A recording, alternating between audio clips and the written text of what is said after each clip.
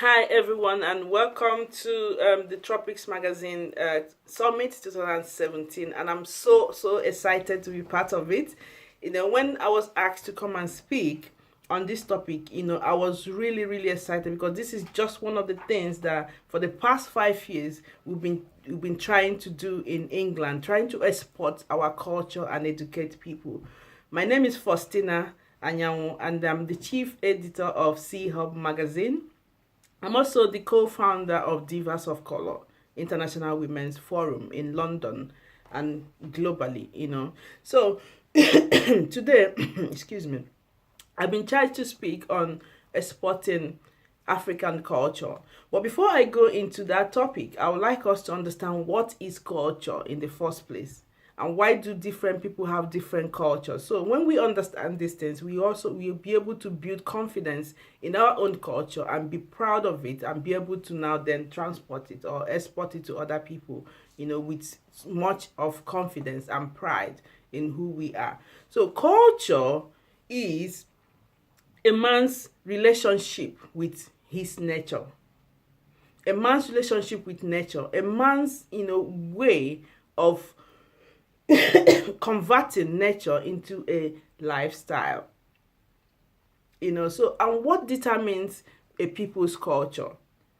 Like I said, it is your relationship with your nature. Therefore, it is what your nature brings to you that determines, how you behave, how the culture that you adopt.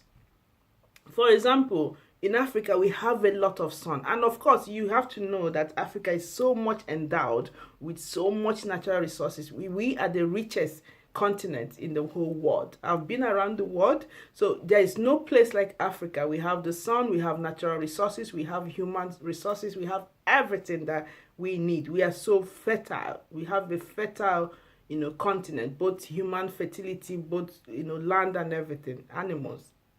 So we have to understand this thing. So what informs our culture? Because we have a lot of sun, the sun that we have determines the color of clothes that we wear, the texture of the clothes the design.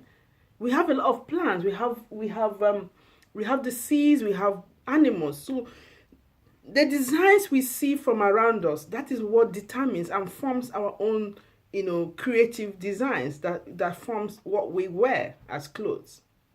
Also, how we walk, the way you walk. In Nigeria, we say, we call it dengue. We take our time to walk because we already have a lot of energy. It's hot in Africa. Africa is hot. We have a very hot continent. Therefore, we take our time to walk because you don't need extra energy to warm yourself up to move.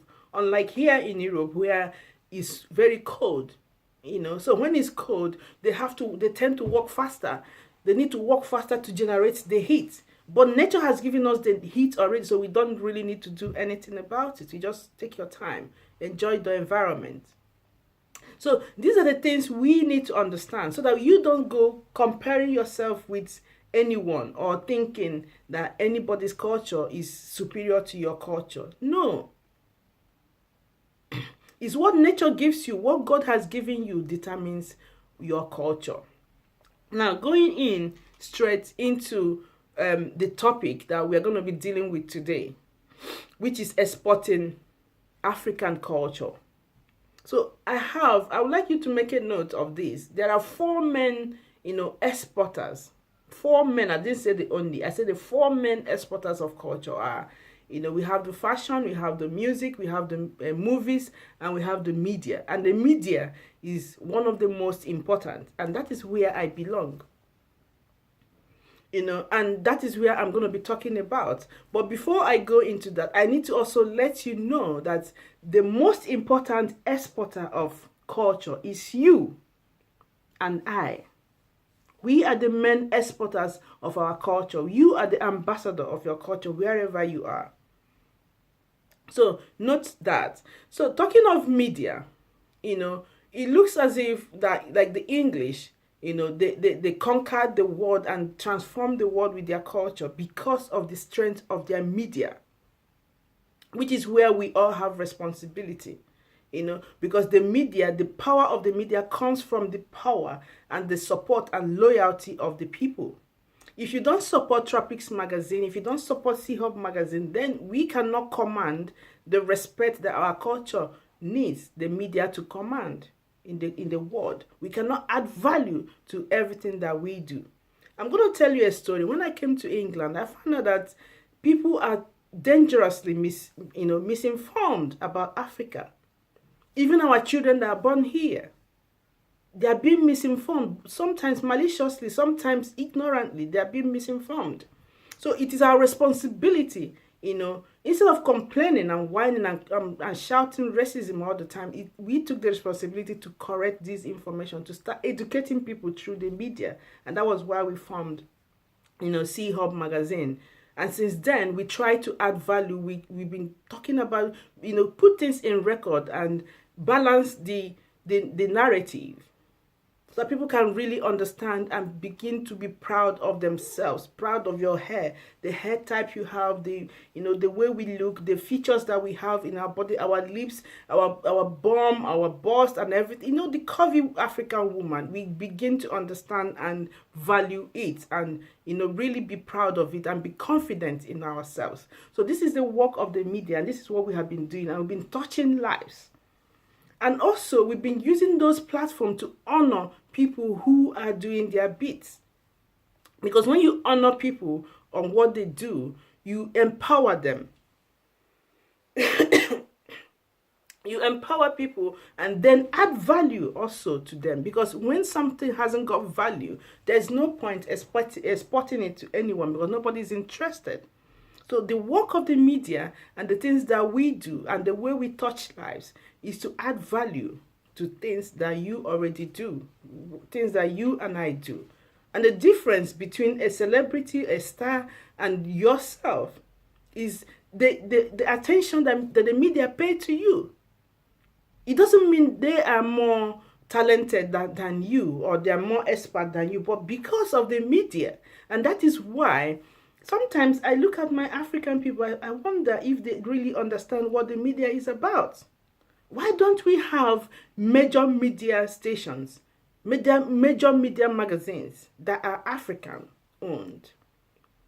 So it is our responsibility, you and I, to build our media, so that our media can actually transport our culture in a respectable and dignified way, and so that it can have the value that it deserves. Africa is a very rich continent with rich cultures.